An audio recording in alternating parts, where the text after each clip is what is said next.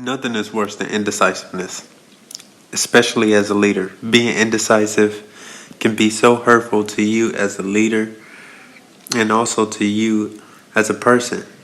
It can also hurt your group because people will tend to not believe in you and have less confidence in you and what you're doing and your ability to lead. But there is a cure for that. Indecisiveness can be cured. And in today's video, I'm going to talk about why it's important to not be indecisive and what you can do to quell your indecisiveness. Welcome back. It's the Gusty Entrepreneur. Thank you guys for listening.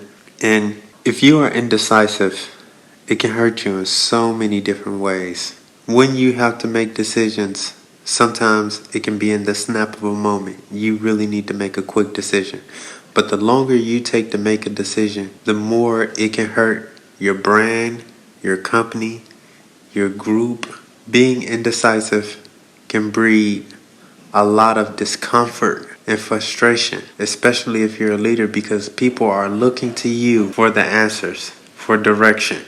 And if you're unable to give that direction, they are not going to have as much confidence in you. So listen, I'm going to tell you how I have cured my indecisiveness, because I once was a very indecisive person. But until I started to follow no one, that's when I started really becoming more decisive, really sticking on my decisions. And the thing is, you have to listen to everyone. Listen to everyone, because making a decision is about information, and you need as much information as possible. But you have to weigh the information based on people's merits and their accomplishments. You know, like, okay, you shouldn't be listening to the janitor on everything he needs to say and his opinions. But your accountant, yeah, probably.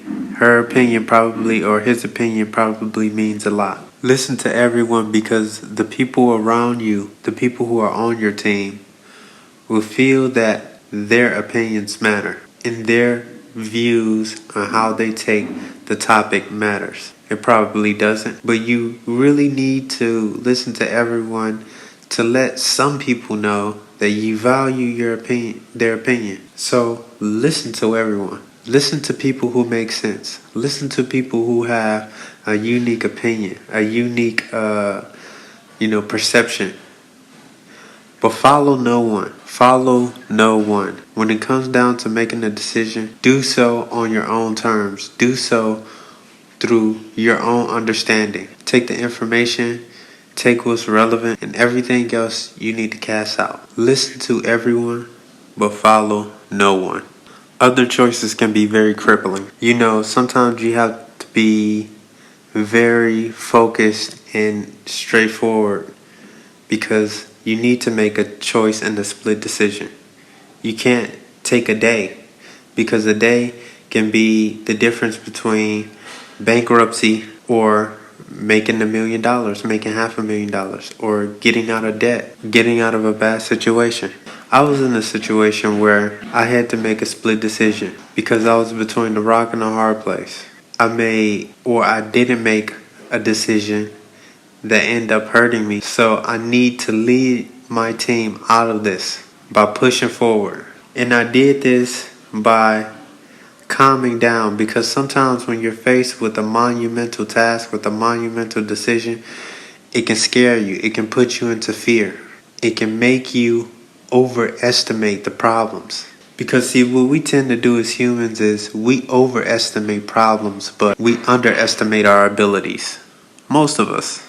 You have some people who are confident, and yeah, there's a lot to be said about confidence and having confidence, but a lot of people underestimate themselves. That's why a lot of people, well, most people, do not live up to their potential. But in order to overcome these fears and make the decision you need to, take 7 breaths. Breathe in and breathe out 7 times before you make the decision, and go forward and don't look back. This is what I did, and it helped me.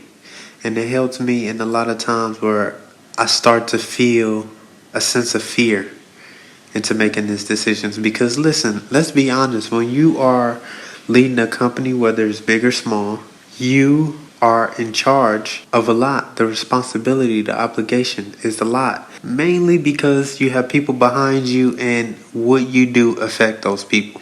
So there's a lot of burden that comes with that. And if you overthink it, fear can come into play. But by breathing in and breathing out 7 times, it helped me calm down and realize that I'm overthinking it. And also to realize that, hey, if I don't make this decision, then it can probably become a lot worse. And if I stay in this position of fear and just like paralyzation, then the people behind me will see that and they will lose confidence in me. But with all things considered, understand this. Every problem you meet is at your level. Every problem that you have is at your level. Understand this. We don't deal with problems greater than us.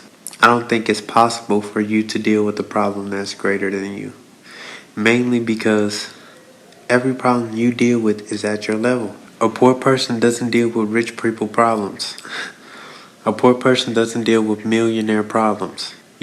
Poor people deal with problems at their level. If you're broke, you're dealing with problems at your level. Usually you can't pay your bills. Usually you don't have enough money to do what you want. When you have a problem in life, it's at your level. It's not greater than or less than you.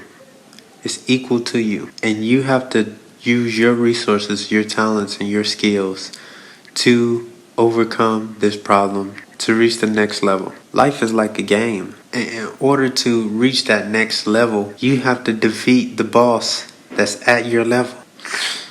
See, a lot of us go through life dealing with things that are beneath us. We hang with people who are beneath us. We're usually doing better or the same as our social group. But when you're doing business, you're constantly challenging yourself. And within these challenges, you are going to seek problems that are your level. You can tackle problems that are greater than you. But usually, problems that you encounter when you are leading a team in business, when you are leading a group, is usually at your level. Understand this. So once you understand this, there's no fear involved, and you can make decisions by gathering the skills that you have and the resource that you have.